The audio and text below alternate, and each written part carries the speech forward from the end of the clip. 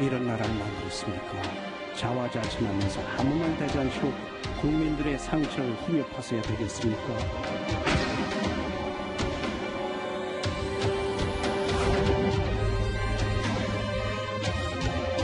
대통령이나 책임 있는 분들은 항상 심각한 말씀만 할 수는 없는 것입니다.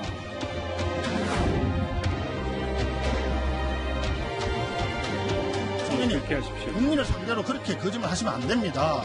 전망도 제대로 못하고 예측도 못하고.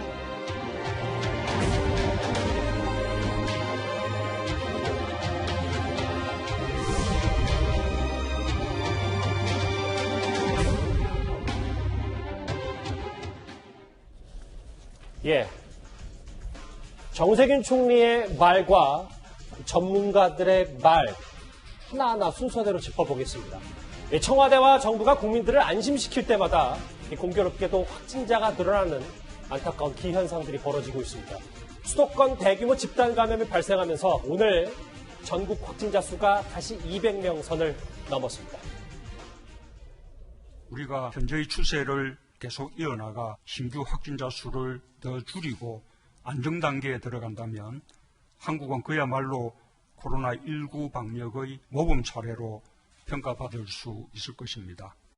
세계 그 어느 나라보다 빠르고 많은 진단검사를 실시하고 있습니다. 우리나라의 대응이 다른 나라의 모범 사례이자 세계적인 표준이 될 수 있을 것입니다. 대통령과 이제 코로나 주무장관이 저런 말을 한 이틀 뒤에 정확히 말하면 하루 뒤부터 수도권 집단 감염이 좀 시작이 됐는데 오늘 차정대 국장 좀 전반적으로 보니까 세종청사에서도 무려 확진자가 추가로 3명이 더 나왔거든요. 예.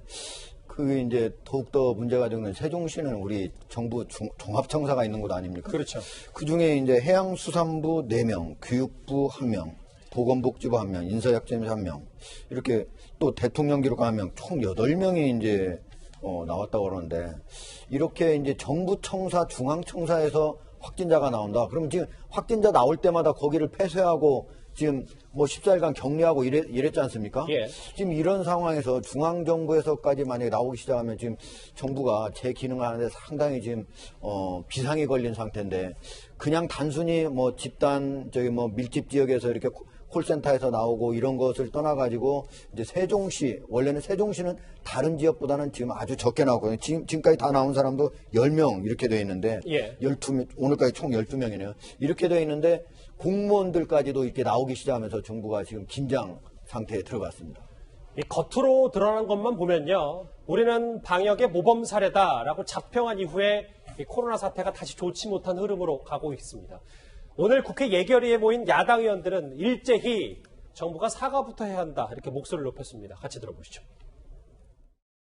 누가 이런 나라를 만들었습니까? 이러하고 달래주지는 못할 망정 자화자찬하면서 아무 말 대잔치로 국민들의 상처를 후벼 파서야 되겠습니까? 우리 대통령은 짜파구리 파티하면서 반대소를 합니까? 정부를 대표하여 진솔하게 사과하는 것이 우선이라고 생각합니다. 들으세요. 저 말을 하고 정세균 총리는 어떤 답변했는지, 그리고 이도원 의원님. 네네. 그러니까 오늘도 좀 고성과 설전이 오고 간 겁니까? 국회 예결위에서요? 그렇죠. 근데 감염병이 진행되는 와중에 그 잘잘못을 따지거나 중간평가를 하는 것은 적절하지 않다고 전문가들이 한 목소리로 지적을 하고 있습니다. 그런데 정부가 먼저 이 문제를 제기했고 또 지금 이렇게 국회에서 그 정쟁이 되고 있기 때문에 한번 짚어볼 필요는 있을 것 같습니다. 코로나 감염병 사태에 대해서 대한민국이 제대로 대처를 하고 있느냐. 첫 번째, 국민은 잘하고 있다고 봅니다. 대구 경북 주민들 굉장히 고통 속에서도 품격을 잃지 않고 그 AP 기자가 찬사를 보낼 정도로 굉장히 잘하고 있고, 또 대구에 대해서 많은 전국의 국민들이 광주를 포함해서 따뜻한 위로와 격려, 지원을 하고 있으니까 국민으로서는 최고의 대응을 한다고 봐야 되겠죠. 예. 두 번째, 의료진은 잘하고 있느냐. 대한민국 의료진은 그동안 사실상 그 세계 최고 수준입니다. 왜냐하면은 우리나라가 전 세계에서 IQ가 가장 높은데 그중에서도 가장 똑똑한 학생들이 의대를 많이 가기 때문에 의료진이 기본적으로 훌륭하고 그동안에 여러 가지 첨단부터 기초까지 굉장히 많은 격려를 쌓았습니다. 그리고 세 번째, 정부는 제대로 했느냐.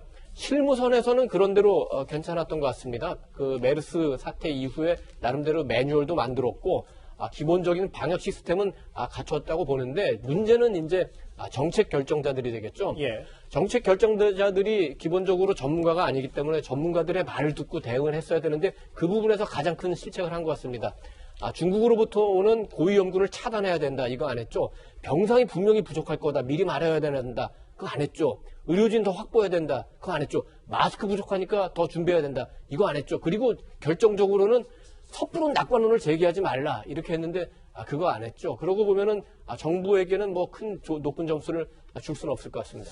자, 이런저런 야당의 비판에요. 정세균 총리 오늘 이렇게 답변했습니다. 화면 보겠습니다. 나라가 이렇게 엉망이 되어 있는데 대통령께서 3월 9일 날 한국은 그야말로 코로나19 방역의 모범 사례라고 얘기를 했습니다. 어찌 정부의 고위직들 대통령에서부터 모든 분들이 칭찬으로 이렇게 국민을 희망 고문하고 계십니까? 이 대통령이나 책임 있는 분들은 항상 심각한 말씀만 할 수는 없는 것입니다. 경우에 따라서는 국민에게 자신감도 줘야 되고 희망도 줘야 되는 것입니다. 그리고 현재 한국이 대응하고 있는 부분에 대해서 국제사회는 비교적 긍정적인 평가를 하고 있다는 것도 참고해 주시기 바랍니다. 김종욱 교수님. 지도자가 늘 심각한 말만 할 수는 없고 경우에 따라서 자신감과 희망을 줘야 한다. 정 총리의 말을 어떻게 보십니까? 일단 뭐 저렇게 말은 할 수 있다는 생각이 들어요. 뭐 경우에 따라 자신감, 희망을 줘야 한다는 얘기도 할 수 있고 대통령께서도 뭐 가정을 해서 안정 단계에 들어간다면 모범 사례가 될 수 있다라고 하는 말씀을 할 수 있지만 제일 큰 문제는 뭐냐면 우리 정부가 대응은 좀 한 박자 늦고 말은 한 박자 빠른 문제가 있는 것 같아요. 저는 또 거꾸로 해야 되는 건데요. 그러니까 대응을 좀 빨리 하고 말은 좀 늦게 하면 되는 건데 왜 그런 말씀을 드리냐면 지금 상당히 심각한 상황인데 정부 고위층에서 저런 말씀을 하시게 되면 좀 기본이 흔들립니다. 예를 들면 마스크를 쓰는 문제, 손을 씻는 문제, 저희 그다음에 사회적 거리를 두는 문제와 관련해서 느슨해지기 시작하면 저는 그런 환경 속에서 다시 바이러스가 재생할 수 있기 때문에 저는 저런 말씀들 상당히 조심스럽게 말씀하셔야 되는데 저런 말씀들 하다 보니까 저런 일이 분명히 있는 것 같고요. 예. 또 그런 측면에서 좀 지금 상황에서는 오히려 신발끈을 동여매자. 저도 끝까지 방역을 만들어서 국민들이 더 많이 확산되지 않고 생명을 잃지 않아야 된다는 말씀을 하시는 게 좀 더 맞다는 생각이 들고요. 또 역으로 야당도 마찬가지인데요. 저는 뭐 당연히 이 문제와 관련해서 야당이 비판할 수 있다는 생각은 분명히 듭니다. 하지만 정도가 지나치면 안 된다는 생각이 드는 거고요. 왜냐하면 뭐 미래통합당의 어떤 의원은 뭐 대구가 생지역이다.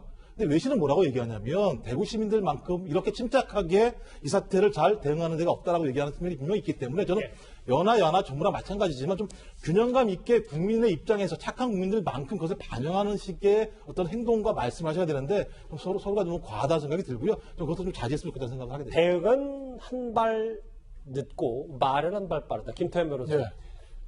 WHO 위원회 좀 의미심장한 경고 하나가 있는데 이 모든 코로나 사태를 유행이 지난 다음에 평가하는 게 맞지 중간 평가를 하는 나라는 어디에서 본 적이 없다. 대통령이 나서서 강력한 메시지를 냈어야 된다. 이렇게 쓴소리를 했거든요. 저 얘기요. 박능우 장관이 저희 모범 사례로 되고 있습니다. 어쩌고 했을 때 그때 저희 탑10에서도 아마 저 얘기를 했을 거예요. 예. 평가하는 건 좋은데 다 마무리된 다음에 그때 이제 백서를 만들면서 잘한 점, 잘못한 점 평가하면서 그래도 우리 정부가 잘했다. 뭐 이렇게 평가할 수 있는 거 아니냐는 얘기 아니었습니까? 근데 저 전문가의 WHO 위원도 그렇게 얘기하는 거예요. 당연하죠. 지금 진행 중이잖아요. 예. 앞으로 어떻게 될지 아무도 모르는 겁니다. 당장 내일 확진자가 확 늘어날 수도 있고 0으로 떨어질 수도 있는 거예요. 미래를 알 수가 없으니. 예. 그러니 이 다 마무리된 다음에 그 다음에 정말 이 코로나 백서를 만들면서 다음 정부 또 다다음 정부를 위해서 코로나 때 우리 정부가 이렇게 대처했는데 뭐는 잘했고 뭐는 못했고 그래서 평가하고 미래를 준비하는 그런 걸 해야 되지 않겠습니까? 그런데 뭐 중간에 느닷없이 나와가지고 모범 사례가 되고 있습니다. 뭐라고 하더니 그 다음날 지금 서울 구로동 콜센터에서 확진자 엄청 나왔잖아요. 어떻게 하실 겁니까 이제 장관? 알겠습니다. 자, 이 가운데에서도 국민들이 가장 답답해하는 부분은 단연 마스크 문제일 텐데요. 오늘 정세균 총리의 발언 하나 더 들어보겠습니다.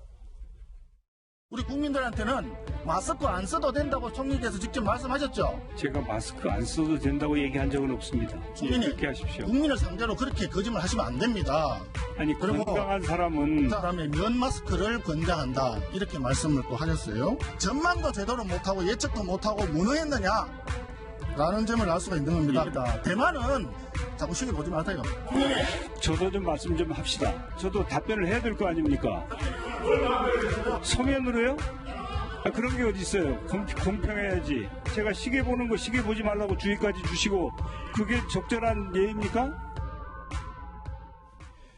마스크 대란 문제를 시작해서 나중에 감정 싸움으로 약간 번진 것 같은데, 하정대 국장, 이 마스크 문제에 관련해서 오늘 좀 의미심장한 얘기 하나 들었는데, 노원구는요 마스크 100만 장을 직접 배달하기도 했다, 이 부분인데, 지자체가, 정부가 좀 안 되니까 지자체가 미리 나서는 겁니까? 어떻게 봐야 돼요? 사실은 중국 같은 경우에는 각 지자체가 다 나서서 마스크를 조달했어요. 특히 그냥 국내 업체만 자기들이 찾은 게 아니고 예. 해외에서 뭐 베트남, 한국, 다른 나라에서까지 다 찾아가지고 스스로 다 조달했어요. 사실 노원구 같이 다른 데도 다 해야 되는 거예요. 지금 정부가 마스크가 얼마나 있는지, 얼마나 해외로 수출되는지 이런 것조차도 파악하지 못하고 있다가 지금 계속적으로 국회에서 오늘 질타받은 것이 마스크 처음에는 80, KF94 이상 쓰라고 했지 않습니까? 나중에는 그거 재사용해도 된다고 했고, 처음엔 재사용 안 돼요. 나중엔 면 마스크 써도 된다고 해요. 그렇죠. 이제는 뭐 바깥에 야위 그냥 지나다닐 때는 안 써도 된다라고 이렇게 얘기하고, 이렇게 계속적으로 바꿔지는데, 사실 노원구처럼 뭐 그리고 다른 지방에 있는 지자체는 미리 1월 달에 확보해가지고 나눠준 지자체도 있지 않습니까? 이런 식으로 사실은 미리미리 준비해서 해야 되는 거야. 마스크뿐만 아니고 사실은 방역 쪽에서도 우리가 미리 준비해서 예방을 했어야 되는데, 우리나라가 지금 코로나19에서 가장 잘 된 건 뭐예요? 검진하고 치료는 잘했어요. 그거는 모두 의료인들이 하는 거예요. 예. 그러나 예방하는 방역 부분하고 행정지원, 이 부분은 정치인들과 정부가 해야 되는 부분은 가장 못한 거예요. 그리고 검진과 치료에서 잘한 걸 가지고 얹혀가지고 잘했다라고 하는데 전혀 그렇지 않습니다. 예. 그런데요, 정부의 이런 오락가락 발언은 이게 끝이 아닙니다.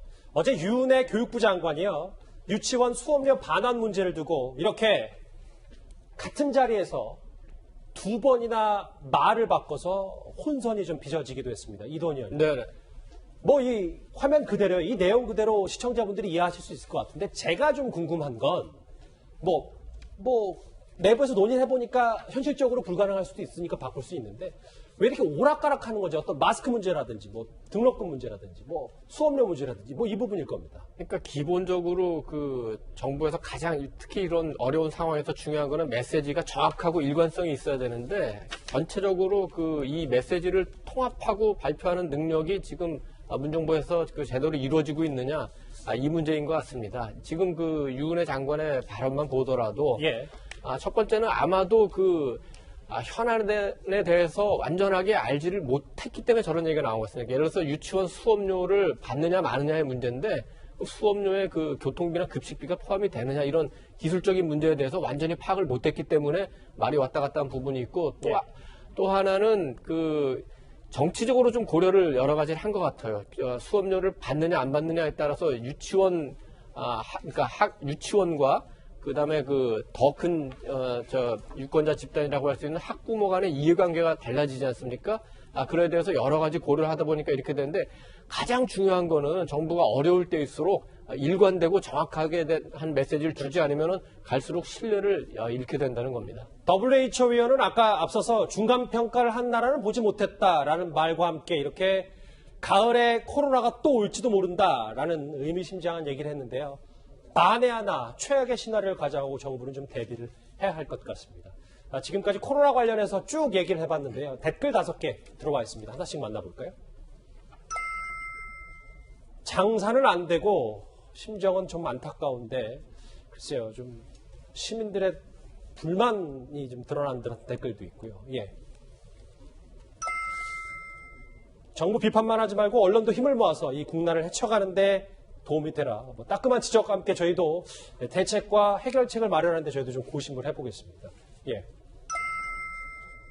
어느 직장 근무 환경이 그렇게 좋냐? 저거보다 좀 다 나은 정도다. 콜센터만 저런 게 아니라 모든 직장 환경이 다 저렇다.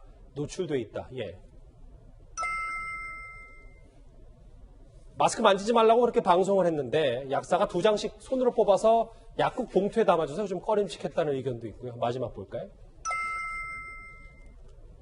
마스크를 쓰는 이유는 나를 위해서가 아니고 상대방을 위해서다. 예. 오늘도 댓글 5개 감사합니다. 자, 바로 실시간 검색어로 넘어가 볼까요?